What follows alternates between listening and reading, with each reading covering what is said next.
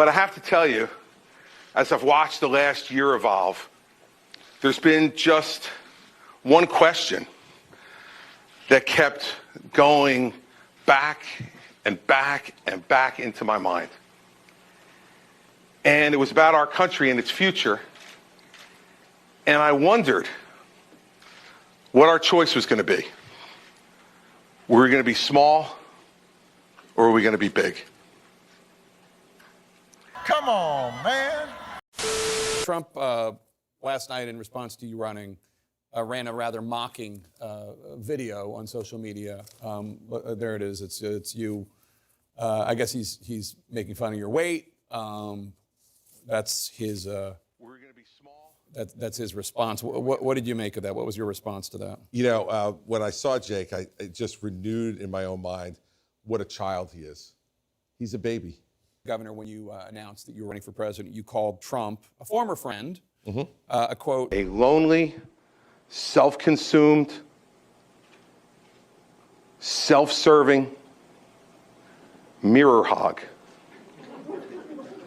is not a leader. Lonely, self-consumed, self-serving mirror hog.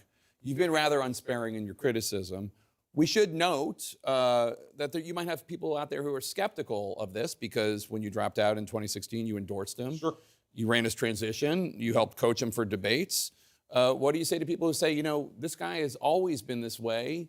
You just enabled him, and now you're changing your mind? Now, look, back in 2016, Jake, it was clear to me he was going to be the nominee. I had a long relationship with him at that time, over 15 years, and I thought I could help to make him a better candidate and a better president if he won. As you know, two of your opponents have given some interesting signals on this. Donald Trump refused to say in the town hall with Caitlin Collins which side he wanted to win, Ukraine or Russia, refuses to call Vladimir Putin a war criminal, even though he has been indicted by The Hague. And you say if you want Ukraine or Russia to win this war?